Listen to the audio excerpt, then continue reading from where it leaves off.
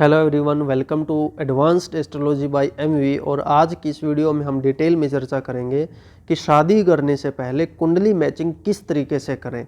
Normally आपने क्या देखा होगा, लोकल जो हमारे पंडित होते हैं, एस्ट्रोलॉजर होते हैं, उनका कुंडली मैचिंग का क्या तरीका होता है, वो दो तीन चीज़ें मिलाते हैं बस। एक तो जी गुण मिलान कर लिया, 36 में से 24 गुण मिल रहे हैं, 22 गुण मिल रहे हैं, 28 गुण मिल रहे हैं, 25 गुण मिल रहे हैं, बहुत अच्छा है, ये बोल देते हैं कि शादी कर सकते हो। या फिर ज़्यादा से ज़्यादा क्या करते हैं, मांगलिक और नॉन मांगलिक मिला लेते हैं। लड़का भी मांगलिक है, लड़की भी मांगलिक है, तो शादी कर सकते हो। यानी दोनों मांगलिक है या दोनों नॉन मांगलिक है तो शादी कर सकते हो। उनके नज़र में ये बेस्ट मैरिज होती है। या फिर चंद्र राशि मिला ली, बस 3 स्टेप पे कुंडली मिलान करते हैं, या फिर थोड़ा बहुत नाड़ी दोष देख लेते हैं।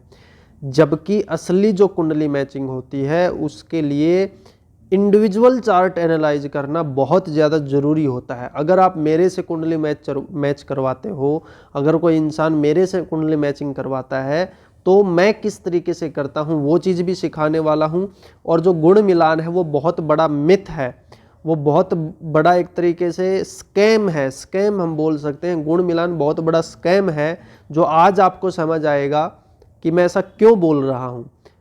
केवल मान लीजिए किसी के 28 गुण मिल रहे हैं 36 में से, या फिर उनकी चंद्र राशि बहुत अच्छी है, लड़का भी मांगलिक है, लड़की भी मांगलिक है, या फिर दोनों नॉन मांगलिक हैं, तो भी शादी में बहुत बड़ी ट्रबल आ सकती है। उसका कारण ये लाइव एग्जाम्पल मैं देता हूँ। आज से लगभग 1 महीना पहले एक लड़के ने मेरे से कंसल्टेशन लिया था। उसने पूछा था कि मेरी शादी हो रही है इस लड़की से, और कृपया बताइए कि ये लड़की सही है या नहीं है, इसका काइंड ऑफ थोड़ा भाई नेचर, कैरेक्टर, इसका पास्ट प्रेजेंट फ्यूचर थोड़ा बहुत बताइए, हेल्थ वेल्थ कैसी रहेगी, और काइंड ऑफ हम दोनों की फिर बनेगी या नहीं बनेगी। तो जब भी कोई इंसान मेरे से कुंडली मैचिंग करवाता है तो मैं पहले कुंडली मैचिंग करता ही नहीं हूँ, पहले मैं उस इंसान की इंडिविजुअल कुंडली को एनालाइज करता हूँ। मान लीजिए आपका नाम है राम, ठीक है। राम मेरे पास आया कुंडली मैचिंग के लिए, उसने किसी बी पर्सन की बर्थ डिटेल शेयर की कि इसके साथ मेरी शादी होनी है। तो पहले मैं ये जो बी पर्सन है ना, इसकी कुंडली को इंडिविजुअली देखूंगा कि भाई ये इंसान कैसा है, इसकी कुंडली में शादी का सुख है या नहीं, इसका कोई रिलेशनशिप वगैरह हो सकता है या नहीं, या शादी के बाद कोई गड़बड़ तो नहीं हो रही है, एटसेट्रा एटसेट्रा। ठीक है, ये सारी चीज़ें मैं देखता हूँ।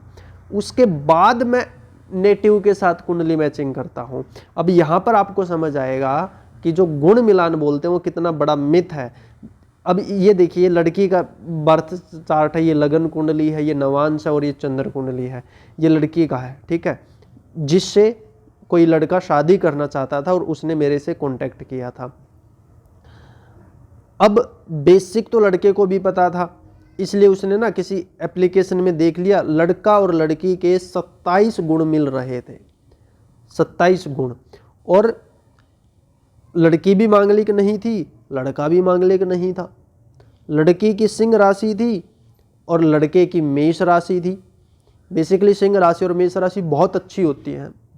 तो किसी लोकल एस्ट्रोलॉजर से या किसी लोकल पंडित से उसने कुंडली मिलवाई और उसने बोल दिया कि बहुत एक्सीलेंट है, कर सकते हो, 27 गुण है, दोनों मांगलिक भी नहीं है, नाड़ी दोष भी नहीं है, मेष राशि है, सिंह राशि है, एक्सीलेंट है, बहुत अच्छी बनेगी, ये हो जाएगा, वो फिर वो बंदा मेरे से आया क्योंकि उसको लड़की पे कुछ डाउट हुआ किसी वजह से। फिर उसने मेरे से कांटेक्ट किया। फिर मैंने क्या बताया उसको, मैंने तो बिल्कुल मना कर दिया, सिरे से नकार दिया कि भाई इस लड़के के साथ शादी मत करना, क्योंकि इस लड़की की कुंडली में शादी का सुख नहीं है।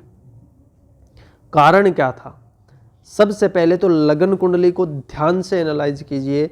लगन कुंडली में देखिए, एक तो 7th हाउस में मून, मरकरी और राहु बैठे हैं। मून, मरकरी और राहु तीनों ही, अगर आपने मेरी पिछली वीडियोस देखी हैं, इसी चैनल पर कुछ वीडियोस अगर आपने देखी हैं शादी से रिलेटेड, तो मैंने ये बार बार कहा है, शादी में सबसे बड़ा विलन मून, मरकरी और राहु होते हैं, जो कि एक्स्ट्रा चीज़ों की तरफ ले जाते हैं इंसान को। एक्स्ट्रा मैरिटल अफेयर हो गया, या फिर काइंड ऑफ चीटिंग वगैरह हो गया, कुछ चीज़ें छिपी रह जाती हैं, झूठ बोलना है, इस तरीके से। तो सबसे पहले तो यहाँ पर क्या हो रहा है, मरकरी, मून और राहु 7th हाउस में बैठ गए। उसके बाद देखिए जो ये मरकरी है वो 8th लॉर्ड है, 8th लॉर्ड 7th हाउस में आ गया। जो 6th लॉर्ड मून है वो भी 7th हाउस में आ गया, यानी कि 8th लॉर्ड और 6th लॉर्ड का कंजंक्शन है 7th हाउस में। और 7th लॉर्ड कहां पर गया है? 7th लॉर्ड 6th हाउस में गया है। बड़ी ही खतरनाक सिचुएशन है ये, ठीक है। हालांकि और अगर आप गहराई से देखोगे इसका लगन चार्ट, ये तो था ही था, यहीं से मेरा तो मन बन गया था कि भाई शादी तो इस लड़के की बहुत प्रॉब्लमेटिक है। अब कोई भी इंसान मेरे पास अगर आएगा मैं तो उसको रियलिटी बताऊंगा, जो है वो है। मैंने तो साफ मना कर दिया था। उस लड़के ने फिर बाद में बोला कि हमारी तो तैयारी हो चुकी है, ये हो चुका वो चुका। तो फिर मैंने उसको बोला अगर तैयारी हो चुकी है तो आपको कुंडली मैचिंग नहीं करवानी चाहिए थी, अब मेरे से करवा रहे हो तो मैं तो जो होगा वो बताऊंगा। 8th लॉर्ड 7th हाउस में राहु के साथ, 6th लॉर्ड 7th हाउस में राहु के साथ, वो भी मून मरकरी राहु, और 7th लॉर्ड चला गया 6th में, और 7th और 6th का एक्सचेंज हो गया। जब भी किसी के चार्ट में 7th लॉर्ड कुछ एक्सचेंज कर रहा हो ना, वो कई बार ट्रबल को दिखाता है, क्योंकि एक्सचेंज का मतलब होता है कि एक इंसान आया दूसरा चला गया, आना जाना, ठीक है। 7th लॉर्ड जब एक्सचेंज में हो तो वो बड़ा ही सेंसिटिव कॉम्बिनेशन होता है। हालांकि हर एक इंसान के साथ चीटिंग नहीं होगी, बट वो देखना पड़ेगा, ठीक है। बट फिर भी यहां पर तो आप समझ सकते हो कि बहुत बड़ी ट्रबल है। तीसरा, मार्स और वीनस लड़की के दोनों एक साथ बैठे हैं मिथुन राशि में, यानी कि बुध की राशि में। और जब आप डिग्री के लिए देखोगे ना, वीनस 14 डिग्री है, मंगल 19 डिग्री है। यहां पर हालांकि मैंने स्क्रीनशॉट में शामिल नहीं किया, अगर आप देखोगे मिथुन राशि में 14 डिग्री और 19 डिग्री पर आर्द्रा नक्षत्र आता है, यानी कि लड़की का मंगल और वीनस आर्द्रा नक्षत्र में है। वाइल्ड एनर्जी, यहां से मेरे को फिर से कंफर्मेशन आ रहा है कि लड़की का हो ना हो कोई ना कोई रिलेशनशिप था, या फिर हो सकता है अब भी चल रहा हो। तो लगन कुंडली में ही इतनी सारी प्रॉब्लम्स हैं कि मैंने उसको मना कर दिया। उसके बाद अगर आप चंद्र कुंडली को देखोगे, चंद्र कुंडली भी कुछ खास नहीं है। चंद्र कुंडली में एक तो 7th हाउस में केतु आ गया, 7th Lord Shani 9th house में चला गया, जो कि नीच का हो गया, और वहां पर वो अश्विनी नक्षत्र में है। अगर आप यहां पर देखोगे ना, शनि की डिग्री देखिए आप, शनि की डिग्री 9 डिग्री है। अगर आप देख पा रहे हो, शनि की डिग्री 9 डिग्री है मेष राशि में, और मेष राशि में 0 डिग्री से 13 डिग्री 20 मिनट तक अश्विनी नक्षत्र रहता है। यहाँ पर 7th हाउस में केतु, 7th लॉर्ड शनि अश्विनी नक्षत्र में, और जो शनि इसका 7th लॉर्ड है वही इसका 6th लॉर्ड भी है, यानी इसका 6th और 7th चंद्र कुंडली से। चंद्र कुंडली से बेसिकली आपको ये देखना पड़ता है कि रिपीटिशन क्या, जैसे लगन कुंडली में आपने देखा कि बहुत प्रॉब्लमेटिक है सिचुएशन, अगर वो चंद्र कुंडली से भी प्रॉब्लमेटिक दिखी आपको तो आप कंफर्म्ड हो जाते हो वहां पर। चंद्र कुंडली में भी देखिए बहुत बड़ी समस्या है। 7th हाउस में Ketu, 7th Lord Shani debilitated Ashwini नक्षत्र में ड्युअलिटी को दिखाता है, क्योंकि अश्विनी नक्षत्र बेसिकली ट्विंस है, दो जो हॉर्सेज है उनका पेयर है। यहां पर भी दिक्कत आ रही है। उसके बाद नवांश कुंडली में देखते हैं। अब नवांश कुंडली में फिर से दिक्कतें हैं। क्या?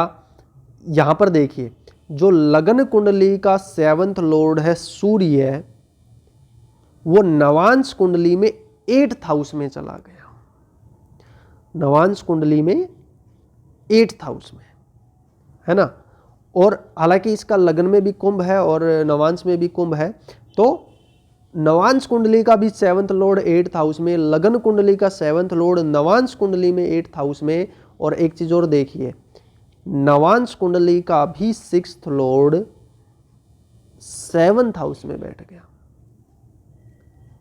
ठीक है। मंगल 2nd हाउस में, नवांश कुंडली में लड़की के चार्ट में मंगल 2nd हाउस में अच्छा नहीं होता, क्योंकि वो 7th से 8th में पड़ता है। हस्बैंड को बहुत सारी परेशानियां ये दिखा रहा है यहाँ पे, ठीक है।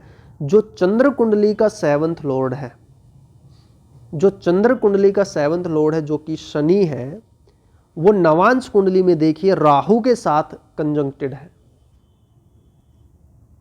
ठीक है। एक चीज ये भी नोटिस करने की थी। तो कहने का मतलब ये है कि लगन कुंडली, नवांश कुंडली, चंद्र कुंडली, हर एक एंगल से इतनी सारी ट्रबल्स थी कि मुझे इस लड़के को मना करना ही पड़ा। और यहाँ पर आपको समझ आएगा कि जो गुण मिलान है that is the biggest scam. ठीक है, इन दोनों लड़के और लड़की की बहुत अच्छे गुण मिल रहे थे, लड़की भी मांगलिक नहीं, लड़का ही मांगलिक, सारी चीजें परफेक्ट थी। लेकिन जब इंडिविजुअल नेचर में ही कमी है, इंडिविजुअल नेचर में ही दिक्कत है, तो शादी नहीं चलेगी। ठीक है, हालांकि ठीक है वो चीजें कुछ हद तक मैटर करती हैं, मांगलिक नॉन मांगलिक हो गया, नाड़ी दोष हो गया, चंद्र राशि हो गई, या फिर गुण मिलान हो गया, वो मैटर करती है, कुछ हद तक मैटर करती है, उसमें कोई शक नहीं है। बट वो सेकेंडरी है। प्राइमरी होता है कि इंडिविजुअल इंसान कैसा है, इंसान का नेचर कैसा है। ठीक है, तो मैं इस तरीके से कुंडली मैच करता हूँ। पहले मैं इंडिविजुअल, जो भी मैचिंग के लिए आप भेजते हो मेरे पास, पहले मैं उसको इंडिविजुअली एनालाइज करता हूँ कि वो इंसान कैसा। अगर मेरे को वो इंसान सही लगेगा तो फिर मैं आपको शादी के लिए आपकी कुंडली के साथ मैचिंग करूँगा। अगर वहाँ पर मैचिंग फिट बैठती है तो ही मैं आपके लिए शादी के लिए हाँ करूँगा। अब एक चीज़ और है, हो सकता है अब मान लीजिए कोई और आपने भेजी कोई कुंडली मैचिंग के लिए, ठीक है, और उस नेटिव का इंडिविजुअल चार्ट बहुत अच्छा है, तो जरूरी नहीं है कि आपके साथ बन ही जाएगी। ठीक है, इंडिविजुअल नेचर अच्छा होना और कुंडली मैचिंग करना वो भी एक अलग चीज है।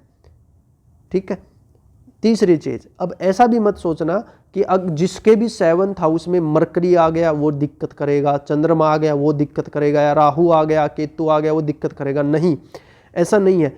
आप ये चीज देखिए कि मैंने इसको कितने लेवल पे चेक किया है, तब जाके मैंने इसको प्रॉब्लमेटिक बताया है। कोई एक प्लेनेट, एक हाउस, एक राशि दिक्कत नहीं करता। जब रिपीटिशन में हो जाती हैं चीजें, जब बहुत एंगल से, मल्टीपल एंगल से जब चीजें दिक्कत में जाती हैं, तब कंफर्मेशन होती है कि हाँ भाई कुछ मेजर इशू है।